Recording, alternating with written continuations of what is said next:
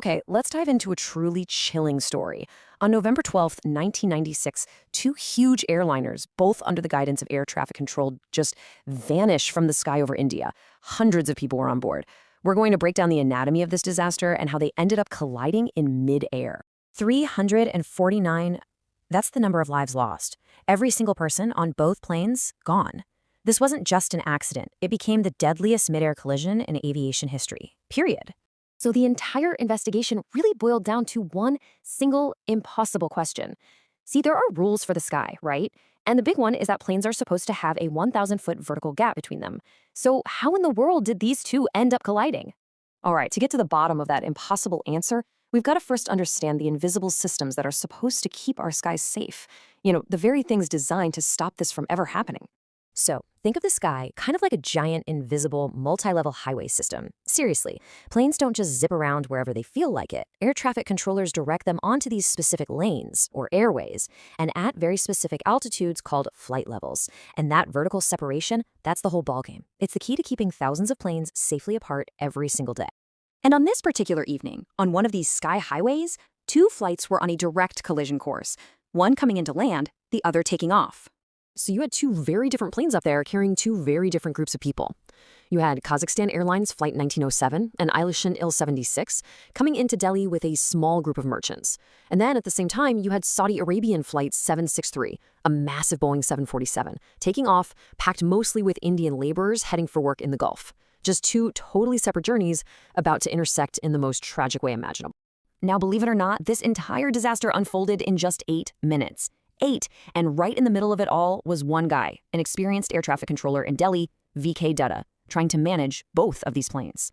And look, on paper, everything seemed fine. The instructions were crystal clear. The incoming Kazakh flight, descend to 15,000 feet. The departing Saudi flight, climb up to 14,000 feet. You see that? A perfect 1,000-foot buffer between them.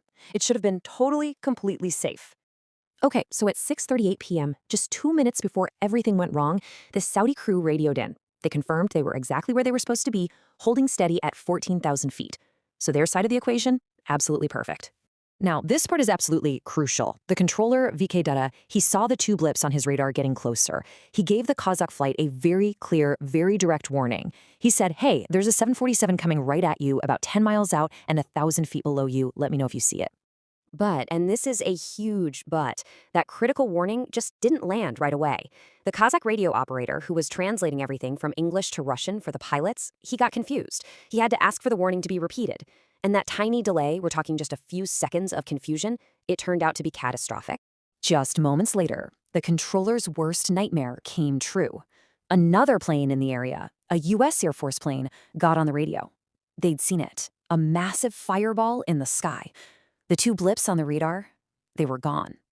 So what on earth happened? Well, the flight data recorder, the black box, it gave the horrifying, undeniable answer. The Kazakh's plane, it never leveled off at 15,000 feet like it was supposed to. It just kept descending, right into the path of the Saudi 747. They hit each other at almost the exact same altitude. That 1,000-foot safety buffer, it was just gone. So you see, this wasn't just one single mistake. It was this tragic chain, a perfect storm of failures that all lined up at the worst possible second. You had a language barrier causing critical delays. You had outdated radar that could only show location, not altitude. And at the end of the day, a fatal pilot error. It was a recipe for disaster. The sheer scale of this tragedy, especially because it was so preventable, sent absolute shockwaves through the entire aviation world. I mean, it was a brutal wake-up call, and it forced immediate, sweeping, and permanent changes. So the lessons learned from this disaster led directly to some of the key safety systems we rely on today. First, TCAS, that's a traffic collision avoidance system, became mandatory in pretty much all commercial planes. Second, English was made the universal language of the skies. No more translation issues. And third, airports everywhere, including Delhi, had to upgrade to modern radar that shows both a plane's position and its altitude. A game changer. Think about that. Every single time you fly, you are being protected by the legacy of this tragedy. That TCAS system that would have automatically screamed warnings in both cockpits, the fact that every pilot is speaking the same language, the modern radar giving controllers the full picture, all of that is the direct result of the 349 people who died that day. And all of this leaves us with a pretty sobering thought to end on, right? This disaster pushed us to create amazing technology to fix the problem. But as our systems get smarter and more automated, how do we make sure the human element, the pilot, the controller, remains our greatest strength and not our biggest vulnerability?